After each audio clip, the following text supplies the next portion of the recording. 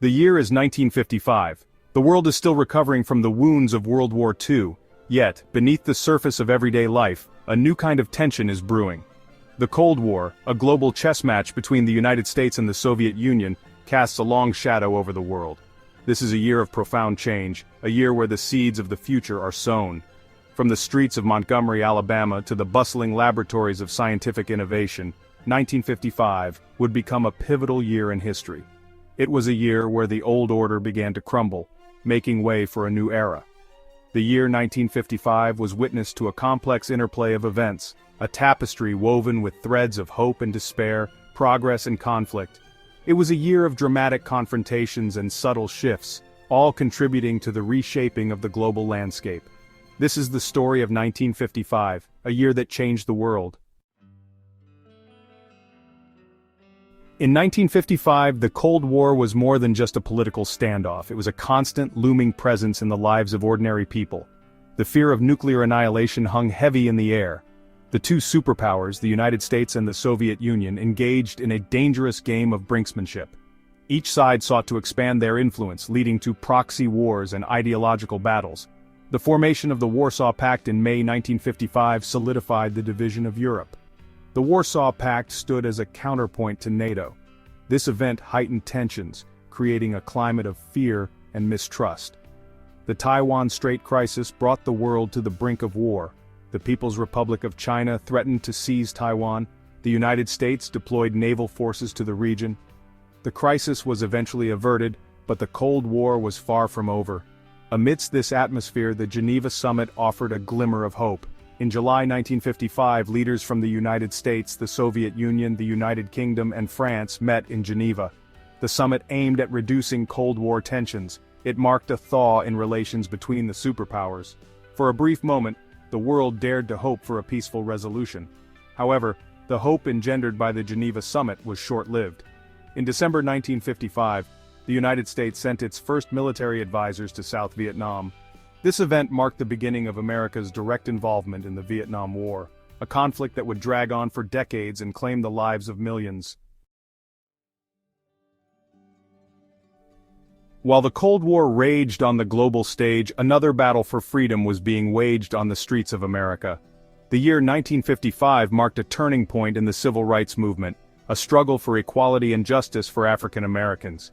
It was a year of both triumph and tragedy, a year that would forever change the course of American history.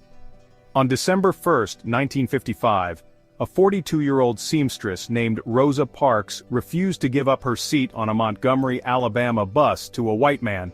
Her act of defiance sparked the Montgomery bus boycott, a 381-day protest that galvanized the civil rights movement. The boycott, led by a young minister named Martin Luther King Jr., brought the issue of racial segregation to the forefront of the national consciousness. Tragically, 1955 also saw the brutal murder of Emmett Till, a 14-year-old African-American boy from Chicago. Till was visiting relatives in Mississippi when he was abducted, tortured, and lynched for allegedly whistling at a white woman. The gruesome details of his murder, which were made public when his mother insisted on an open casket funeral, shocked and outraged the nation. Till's death became a rallying cry for the civil rights movement, a stark reminder of the brutality and injustice faced by African Americans in the Jim Crow South. Despite the setbacks and tragedies, there were also glimmers of hope in 1955. Marian Anderson, a renowned contralto, became the first African American to perform with the Metropolitan Opera in New York City.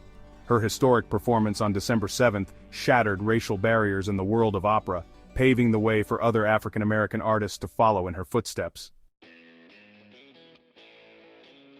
Section 4, The Beat Goes On, Cultural Icons of 1955. The year 1955 was a time of great cultural ferment, a year where new sounds, tastes, and experiences were taking hold of the American imagination. It was the year that rock and roll exploded onto the scene, the year that a certain mouse-eared mascot became a household name, and the year that a fast food restaurant changed the way America ate. In 1955, a young man from Mississippi named Elvis Presley burst onto the music scene. With his swiveling hips, soulful voice, and rebellious attitude, Elvis became the undisputed king of rock and roll. His music, a blend of country, blues, and gospel, captivated a generation of teenagers hungry for something new and exciting. Elvis's electrifying performances, often met with screams and swooning fans, challenged the social norms of the day and ushered in a new era of popular music. On July 17, 1955, a magical kingdom opened its doors in Anaheim, California. Disneyland, Walt Disney's dream come true, offered a glimpse into a world of fantasy and imagination. With its whimsical rides, enchanting characters, and meticulous attention to detail, Disneyland quickly became a beloved destination for families across America. That same year, a man named Ray Kroc opened the first McDonald's franchise in Des Plaines, Illinois. Kroc, a milkshake machine salesman, saw the potential in the fast food concept developed by brothers Richard and Maurice McDonald. He bought the rights to their restaurant and set out to create a fast food empire. McDonald's, with its standardized menu, efficient service, and affordable prices, revolutionized the way Americans ate. And on October 3, 1955, a new television show for children premiered on ABC. The Mickey Mouse Club, with its catchy theme song Mouseketeers and wholesome entertainment, became an instant hit. The show, which featured singing, dancing, and educational segments, captured the hearts of a generation of children. Section 5. A New World Order. Global Political Shifts. The year 1955 was a time of significant political shifts around the world. The post-World War II order was still taking shape, with new leaders and changing regimes. In Great Britain, Winston Churchill resigned as Prime Minister in April 1955. Churchill, 80 years old and in declining health, marked the end of an era. West Germany gained full sovereignty in May 1955, becoming a key ally of the United States. In South America, Juan Perón was overthrown in a military coup in September 1955. In April 1955, leaders from 29 Asian and African nations gathered in Bandung, Indonesia. The Bandung Conference aimed to promote Afro-Asian cooperation and oppose colonialism. Section 6. The Dawn of the Digital Age. Technological Advancements. The year 1955 may be remembered for its political upheavals and cultural revolutions, but it was also a year of remarkable technological advancements. The seeds of the digital age were being sown, and 1955 saw breakthroughs in timekeeping, communication, and entertainment that would shape the world to come. In 1955, scientists at the National Bureau of Standards, NBS, now known as the National Institute of Standards and Technology, NIST, developed the first atomic clock accurate to within 1 second per 300 years. This groundbreaking invention, which used the vibrations of cesium atoms to keep time, revolutionized timekeeping and paved the way for the development of GPS and other technologies that rely on precise time measurements. That same year, CBS presented the first commercial color television broadcast, bringing vibrant hues to the small screen. While color television sets were still prohibitively expensive for most consumers, this milestone marked the beginning of the transition from black and white to color television, transforming the way people experienced entertainment and information. Further shrinking the distances across the vast American landscape, 1955 witnessed the first transcontinental television broadcast.